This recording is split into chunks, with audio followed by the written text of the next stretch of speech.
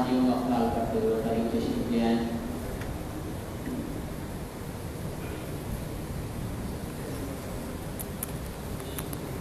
رمضان المبارک کا مہینہ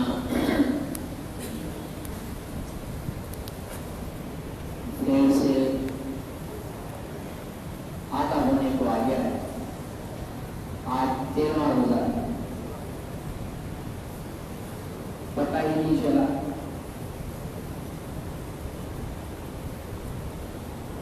بڑا شوق سن رہے تھے کہ رمضان گرمیوں میں آ رہا ہے، گرمیوں میں آ رہا ہے، روزے کیسے گزریں گے۔ روزے بھی گزر رہے ہیں اور ہم بھی چل رہے ہیں۔ رمضان المبارک میں آپ رات اپنے مالوں کی زکوٰۃ نکالتے ہیں اور مختلف دینی مدارس کا تعاون کرتے ہیں۔ ایک میرا بھی مدرسہ ہے، اس کو بھی یاد کر لینا جب زکوٰۃ دینے کے لیے آپ بیٹھے ہو۔ دارالعلوم محمدیہ میں بولے یار روڈ پر ہے، کبھی وقت ملے تو وہاں آ کر دیکھ بھی لینا، کچھ گھڑیاں وہاں بیٹھ بھی جانا۔ دارالعلوم محمدیہ 2015 ستمبر میں قائم ہوا تھا،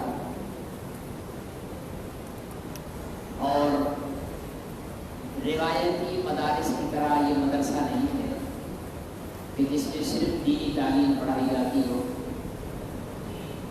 بلکہ دینی تعلیم کے ساتھ ساتھ دنیاوی تعلیم بھی پڑھائی جاتی ہے۔ ہمارے مدرسے میں طریقہ تعلیم کچھ اس طرح ہے کہ ہم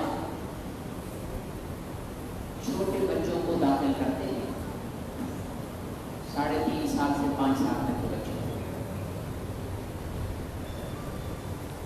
اور ایک طرف انہیں نرسری کلاس سے معیاری انگلش میڈیم تعلیم کی شروعات کراتے ہیں، اور دوسری طرف سے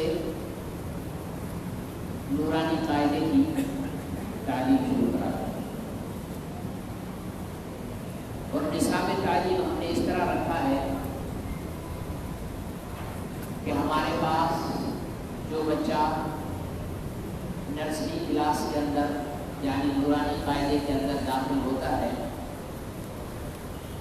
تو 8ویں کلاس پاس کرتے ہوئے وہ قرآن پاک مکمل حفظ کر چکا ہوگا انشاءاللہ۔ جو صاحب حیثیت ہے ان سے تو ہم فیس لیتے ہیں، لیکن جو غریب طبقہ ہے انہیں ہم مفت پڑھاتے ہیں۔ کورس، ڈریس، پینسل، سب چیزیں جو ہے ہم نے۔ پھر غریبوں میں بھی بہت سی کیٹیگریاں ہوتی ہیں، کچھ ایسے غریب ہیں جو کتابیں تو خرید کر دے سکتے ہیں لیکن فیس نہیں دے سکتے، تو ہم انہیں فیس نہیں دیتے۔ بعض ہوتے ہیں جو ڈریس نہیں دلا سکتے تو ہم انہیں ڈریس دلا دیتے۔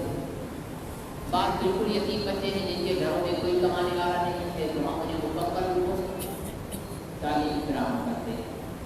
اور جن سے فیس لیتے ہیں ان سے بھی کوئی اتنی بڑی فیس بھاری رقم نہیں لیتے، لیکن انشاءاللہ تعلیم ٹنڈوا آدم شہر کے اچھے سے اچھے تعلیمی ادارے سے بہتر آپ کو ملے گی۔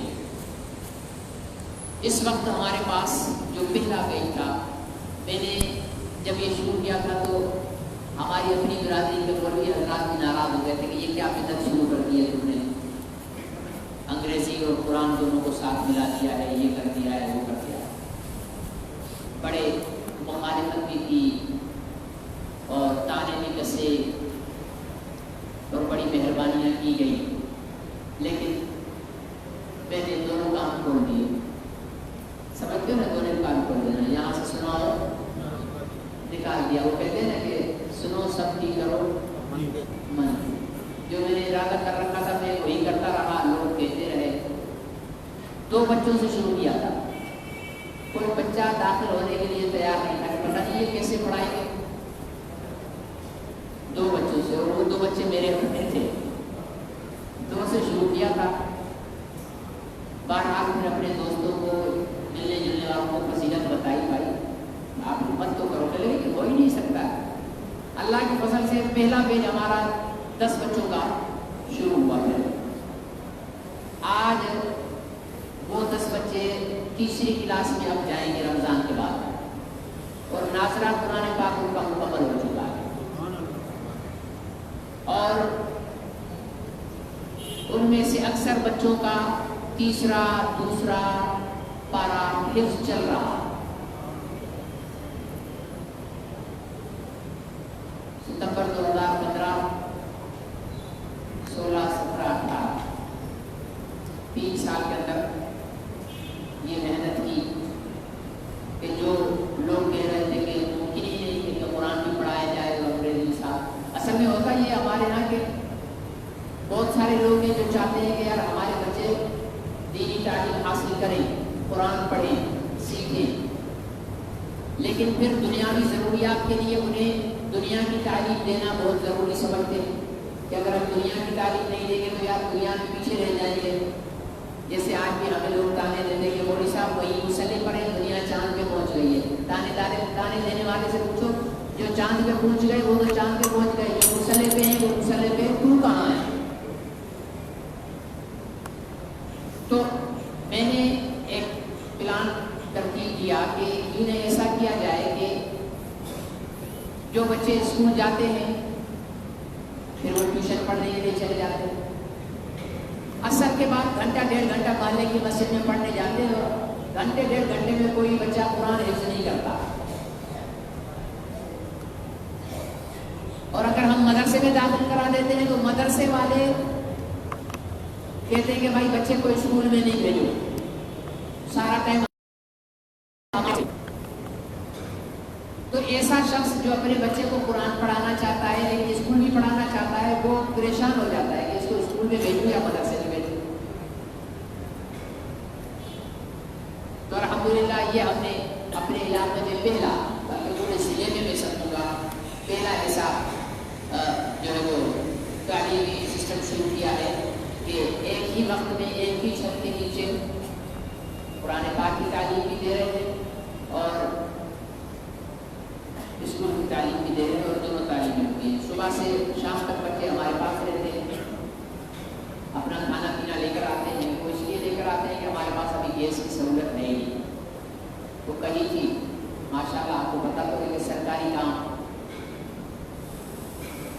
قائد اعظم رحمۃ اللہ علیہ کے بغیر ہوتے نہیں. جائز کام بھی کروانا ہو تو میں نے دکھایا کہ میں نے بولی صاحب یہ 30-40 ہزار روپے کا خرچ ہے. ارے بھائی 7-8 ہزار روپے کی ڈیمانڈ ہوتی سکتا ہے. ہاں صحیح، وہ روڈ کے پرلی طرف ہے، پھر وہاں سے لائن کراس کرتی ہے، بڑا خرچہ ہے. چلو رب کو منظور ہوگا. بہرحال ایک غریب مسکین بچے دیکھیں، ہم اپنے بچوں کو پڑھاتے ہیں اچھے اچھے اسکولوں میں. مسلمان خود غرض نہیں ہوتا، مسلمان دوسرے مسلمان کے لیے بھی غمخواری اور تکلیف اور اس کی اذیت کو محسوس کرتا ہے. اگر ہم میں سے ہر ایک اپنے بچے کے ساتھ ایک بچے کا خرچہ دوسرے کا یتیم کا اٹھا لے تو اللہ تعالیٰ ہمارے مال کے اندر برکت ڈال دیتے. ایک بچے کا سالانہ خرچہ ہمارے ہاں نرسری KG1 KG2 اور 1 کلاس کا ایک بچے کا 1 سال کا خرچہ، جس میں اس کی ڈریس، اس کا کورس، اس کی تعلیمی فیس، اس کے تمام ضروریات اس کے اندر شامل ہیں. 10,000 روپے ایک بچے کا خرچہ ہے. اور ہم نے آنے والے سال میں 30 بچے ایسے داخل کرتے ہیں جن کا سارا خرچہ ہم اٹھائیں. آپ حضرات 2 طریقے سے، صرف پیسے سے تعاون نہ کریں. اس کو اللہ نے پیسہ دیا ہے وہ پیسے، تعاون کا جب لفظ بولتے ہیں نا تو آپ لوگوں کے ذہن میں آ جاتا ہے کہ بس چندہ ہی دیا جائے، صرف تعاون نہیں. پیسہ بھی تعاون ہے، اور تعاون کی ایک دوسری چیز یہ بھی ہے کہ آپ ایسے غریب، مستحق اور یتیم بچوں کو ہمارے ہاں رجسٹرڈ کرائیں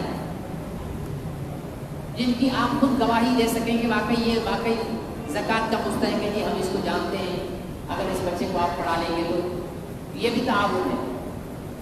آ رہی ہے سمجھ میں؟ تو یہ بھی تعاون ہے.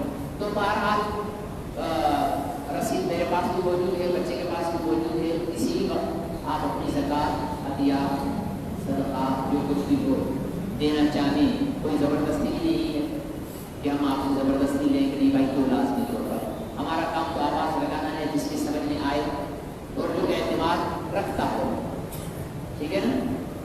جو اعتماد رکھتا ہو وہ دے، اور جو اعتماد نہ رکھتا ہو، دنیا بھی وسیع ہے، مدارس بھی بہت ہیں، ادارے بھی بہت ہیں. اللہ تعالیٰ ہم سب کو الحمد للہ والصلاۃ والسلام علی اما بعد اعوذ باللہ من الشیطان الرجیم بسم اللہ الرحمن الرحیم والذین لا يدعون مع اللہ الہا آخر ولا يقتلون النفس التي حرم اللہ الا بالحق ولا يزنون ومن يفعل ذلك يلقى اثاما. رحمان کے بندوں کی نشانیوں میں سے ایک نشانی یہ ہے کہ وہ شرک نہیں کرتے. کیا نہیں کرتے؟ شرک نہیں کرتے اللہ کے ساتھ. لا يدعون مع اللہ، نہیں پکارتے اللہ کے ساتھ الہا آخر، کسی اور معبود. ٹھیک ہے نا؟ ہمارے سن میں بہت عملی شرک پایا جاتا ہے. مزارات کو ہم نے شرک کا اڈا بنایا ہوا، اور تو اور وہ ایک ویڈیو کلپ میں نے دیکھا، لوگ ایک درخت پرانا اس کے گرد طواف کر رہے ہیں. یہ کیا چلیں گے؟ بہت اللہ والا درخت ہے. انسانوں نے اللہ والا بننا چھوڑ دیا، اب درخت اللہ والے بننے لگ گئے. ہے نہیں عجیب بات؟ اس کو طواف کر رہے ہیں. اس پر آپ دیکھیں کہ جب ہائی وے پر نکلیں گے باہر تو روڈ کے دونوں طرف کہیں کہیں آپ کو درختوں کے ساتھ کپڑے بندھے ہوئے نظر آئیں گے. آتے نا کپڑے بندھے ہوئے. یہ کیا ہے؟ یہ بھی منت کے کپڑے باندھے ہوئے تھے لوگوں نے. منت کے کپڑے اللہ کے علاوہ کسی اور کے نام کی منت جائز نہیں. نہ پیر، نہ فقیر، نہ نبی، نہ ولی، نہ علی. آ رہی ہے سمجھ؟ منت صرف کس کے نام کی ہوگی؟ اللہ کے نام. اولاد مانگنا، رزق مانگنا، عزت، شہرت، جو چیز بھی ہے سب کس سے مانگنی ہے؟ اللہ سے مانگنا. اللہ کے علاوہ کسی کو نہیں. دیکھیں نا، مانگے دے گا وہی دل کھول کر جسے اپنی ضرورت نہیں ہوگی. ہم سائیں شاہ عبداللطیف بھٹائی رحمۃ اللہ علیہ سے رزق مانگے، وہ خود بھی تو رزق کے محتاج ہے یا نہیں؟ بولے. ہم کسی اور بزرگ سے مانگے اولاد، تو آپ نے بہت سے ایسے بزرگ دیکھے ہوں گے جو خود بے اولاد اس دنیا سے چلے گئے. اگر ان کے ہاتھ میں اولاد دینا ہوتا تو پہلے انہیں اپنے گھر میں اولاد ہونی چاہیے، پھر مجھے اور آپ کو دیں گے نا. رزق مانگنا ہے تو اس اللہ سے مانگو جس کو رزق کی ضرورت ہی نہیں. اولاد مانگنی ہے تو اس اللہ سے مانگو جسے اولاد کی ضرورت ہی نہیں. عزت مانگنی ہے تو اس اللہ سے مانگو جو عزتوں سے بے نیاز ہے. آ رہے سمجھ؟ یہ دنیا میں جتنی چیزیں ہیں یہ اللہ کا، ان میں سے کسی چیز کی اللہ کو ضرورت نبیوں کو ہے یا نہیں؟ ولیوں کو بھی، غوث کتب ابدالوں کو بھی، علی کو بھی، سب کو. ایک اللہ کو نہیں ضرورت. ہوا کی ضرورت اللہ کو ہے؟ نبی کو ہے، علی کو ہے، ولی کو ہے، غوث کتب ابدال کو ہے، مجھے آپ کو ہے. تو محتاجی میں سب برابر. صرف ایک رہ جاتا ہے اور وہ ہے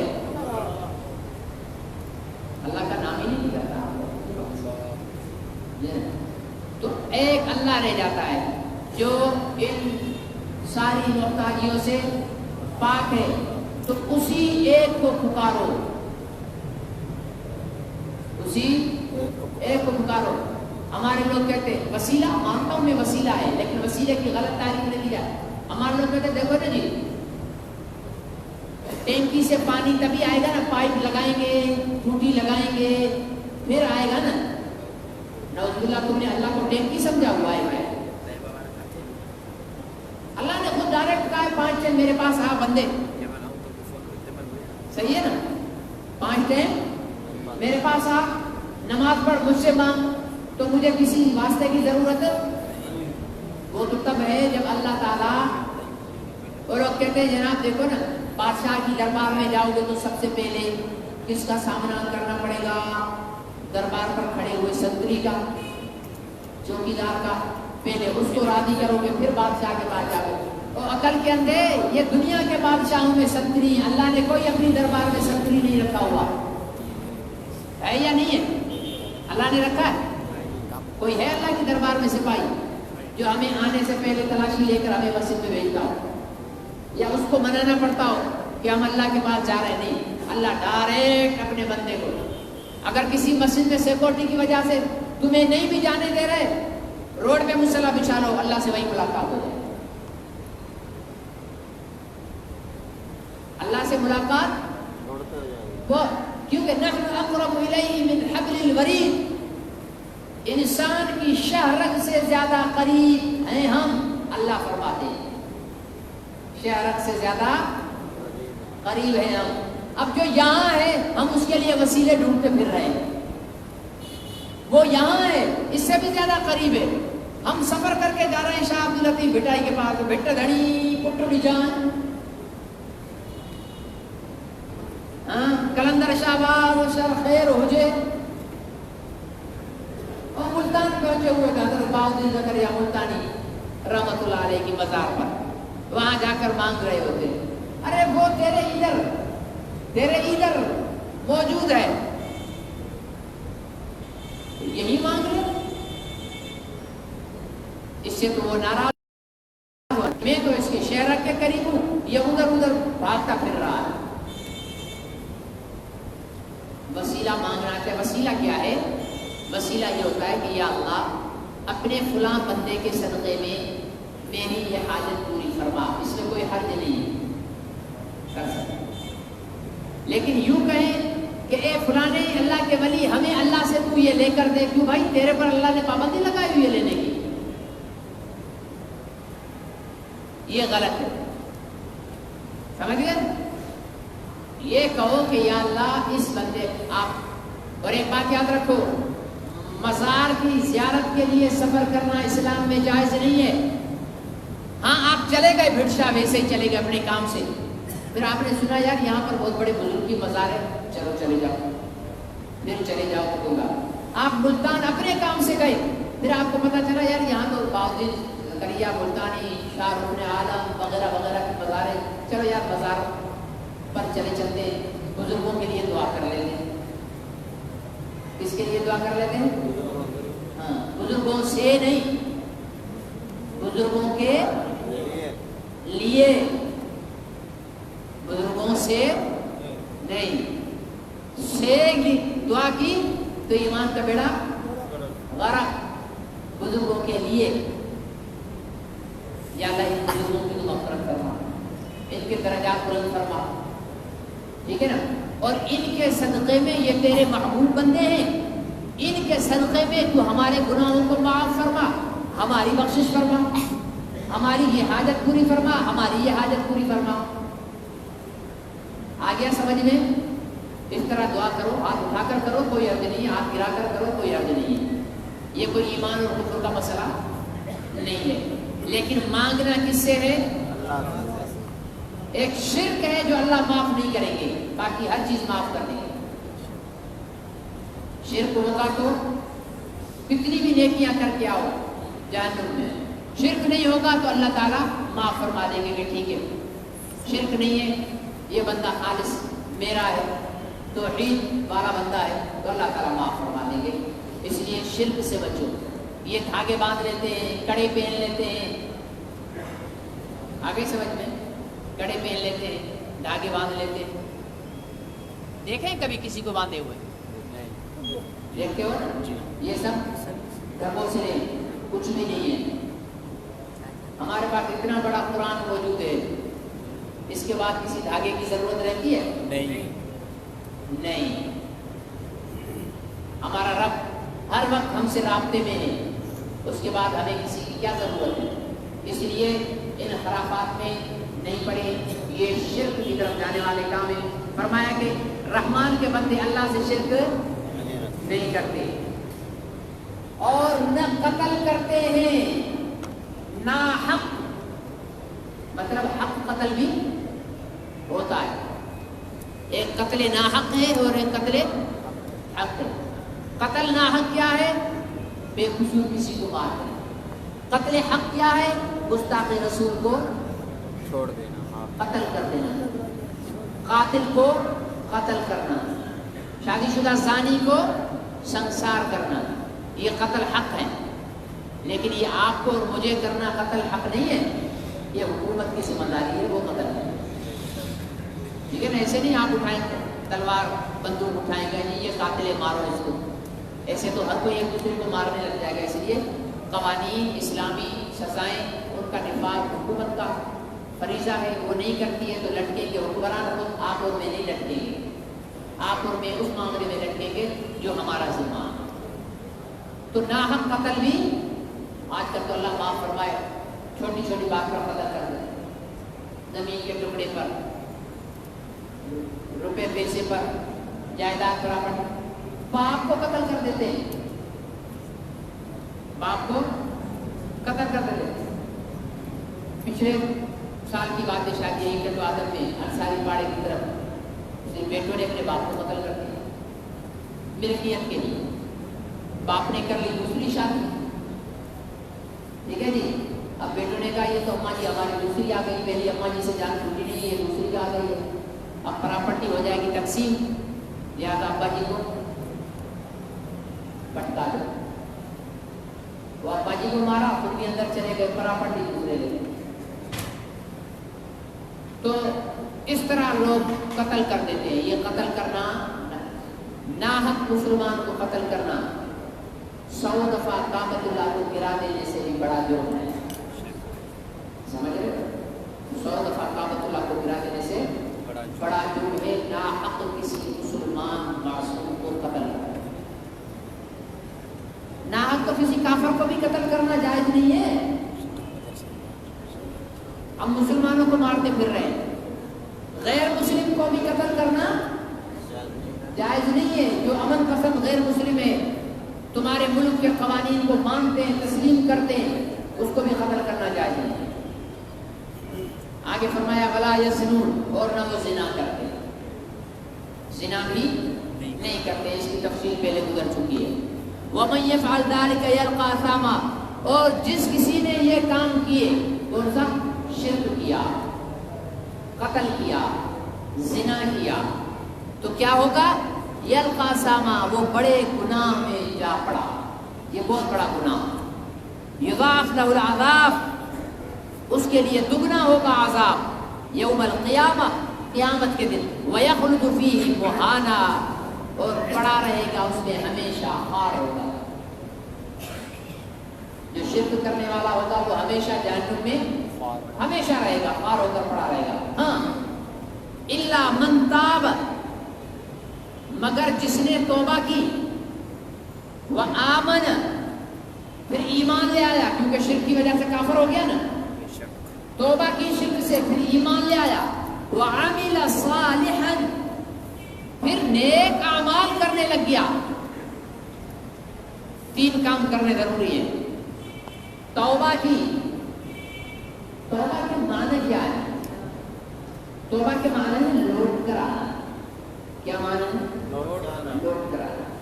ایک آدمی نافرمانی کے راستے پر چلا گیا، اب یہ توبہ کیسے کرے گا؟ اس نافرمانی کے راستے سے لوٹ کر واپس مالک کی طرف آ جائے، اس کو کہتے ہیں توبہ کرنا. ٹھیک ہے؟ توبہ کی، ایمان لایا اور نیک اعمال کیے، فَأُولَٰئِكَ يُبَدِّلُ اللَّهُ سَيِّئَاتِهِمْ حَسَنَاتٍ. سبحان اللہ، میرے مالک کی مہربانیاں دیکھو. فرمایا ایسے توبہ کرنے والے کی توبہ تو قبول ہی ہوگی، لیکن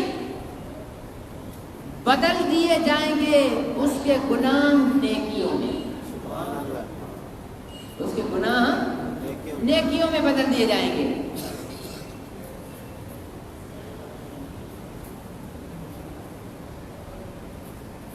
کیونکہ اللہ تعالی کی رحمت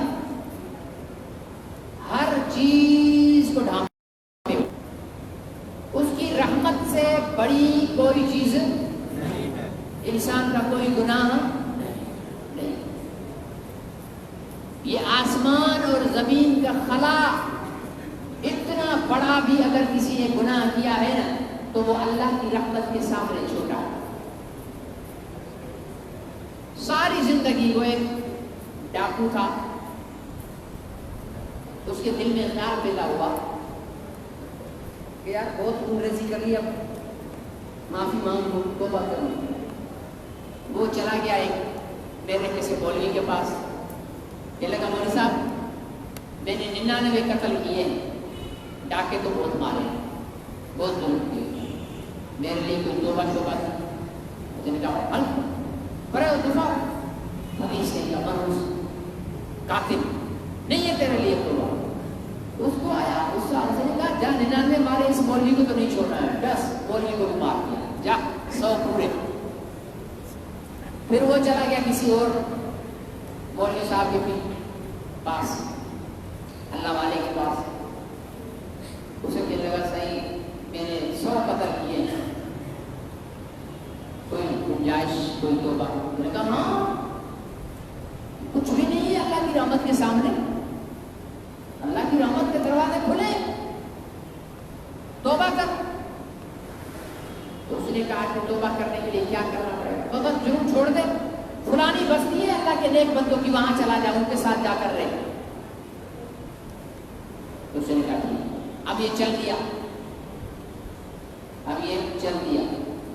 راستے میں مر گیا، راستے میں مر گیا. عذاب کے فرشتے بھی آ گئے، رحمت کے فرشتے بھی آ گئے. عذاب کے فرشتے کہتے ہیں کہ اس کی روح کو ہم لیں گے، یہ ڈاکو تھا. رحمت کے فرشتے کہتے تھے بھائی یہ توبہ کرنے کے لیے جا رہا تھا، نیک لوگوں کی بستی ہے، اس لیے اس کو ہم لیں گے.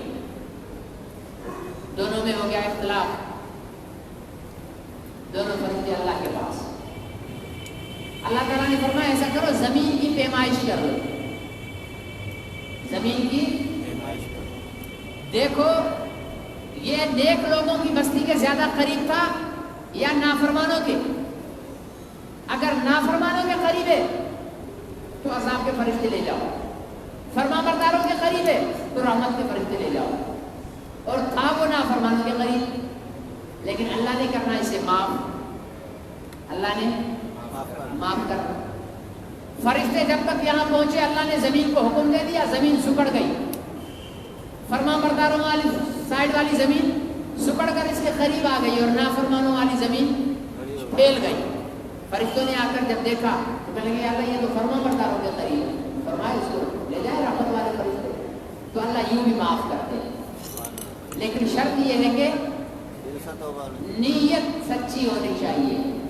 نیت سچی ہونی چاہیے. یہاں پر رمضان میں افطاری میں کرا یا اللہ میری توبہ، گناہوں سے میں آئندہ کوئی گناہ نہیں کروں گا. اور افطاری میں پلان بنا رہا ہے ابھی افطاری کر کے نماز مغرب پڑھ کر دکان پہ جاؤں گا، وہاں جا کر یہ جھوٹ بولوں گا، یہ جھوٹ بولوں گا، یہ جھوٹ بولوں گا. ٹھیک ہے نا جی، یہ توبہ ہو رہی ہے ہماری. دودھ والا توبہ کر رہا ہے یا اللہ میری توبہ، یا اللہ میری توبہ. بھینسوں نے دودھ دینا شروع کم کر دیا ہے، اب پلان بنا رہا ہے کہ اب اس میں پانی اتنا ملانا ہے، کر توبہ رہا. مٹھائی والا اعتکاف میں بیٹھے ہوئے ہیں، اور تو چھوڑو اعتکاف میں بیٹھے ہوئے رو رو کر دعائیں کر رہے ہیں میری توبہ میری توبہ میری توبہ، میں نہیں کروں گا گناہ. نیت کیا ہے؟ چاند رات سیدھا نائی کے پاس جاؤں گا، شیو بنوانے. 10 دن میں جو بڑھ گئی یہ توبہ ہے، یہ توبہ نہیں ہے. شیو والے ناراض تو ہو رہے ہوں گے، ہو جاؤ بڑے ناراض، بعد میں دعا کرو، کڑوی گولی فائدہ کرتی ہے، سمجھے نا؟ اس لیے چبھتے ہوئے الفاظ میں بولتا ہوں، شاید کسی کو لگے کوئی درد ہو، کوئی راستے پر آئے اور میرا کام بن جائے۔ کوئی راستے پر آئے گا تو میرا بھی کام بنے گا، نہیں بنے گا؟ بن جائے گا نا۔ تو اس لیے سیدھا اعتکاف میں 10 دن توبہ کرتا رہا ہے۔ ایک وہ جیسے کہتے ہیں نا کہ مرنے والے کا کفن بھی میلا نہیں ہونے دیا، اعتکاف ابھی اس کی چادریں بھی میلی نہیں ہوئی ہیں، سیدھا پہلا گناہ نبی کی سنت کٹ کر نالی میں پھینک۔ یہ توبہ کسی کام کی نہیں،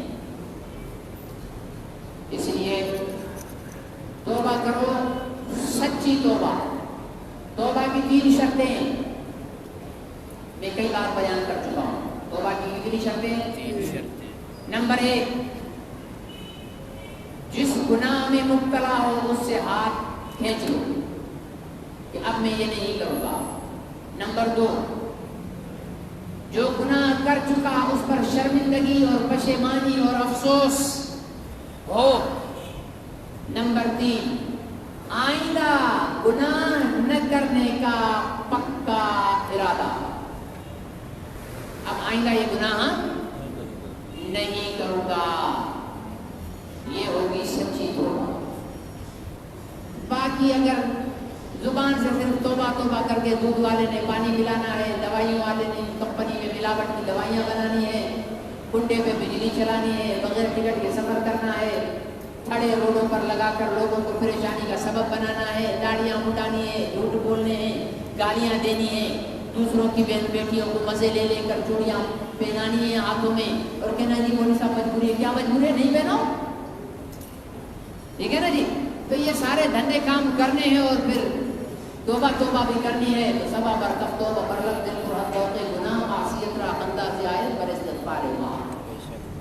شاعر نے کہا تسبیح ہاتھ میں، توبہ زبان پر ہے، دل پر ذوق گناہ، دل گناہ کی لذت سے بھرا ہوا ہے، معصیت را بندہ سے آئے پر استغفار ماں، گناہ بھی کھڑا ہوا ہماری توبہ پر ہنس رہا ہے۔ آگے تو سب کے دل سے توبہ کریں، انشاءاللہ اللہ تعالیٰ معاف فرمائیں گے۔ اللہ ہم سب کے گناہوں کو معاف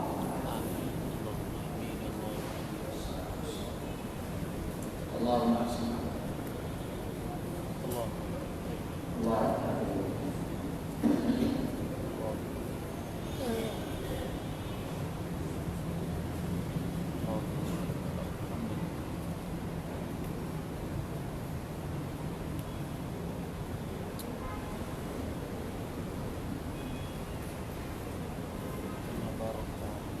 صلی اللہ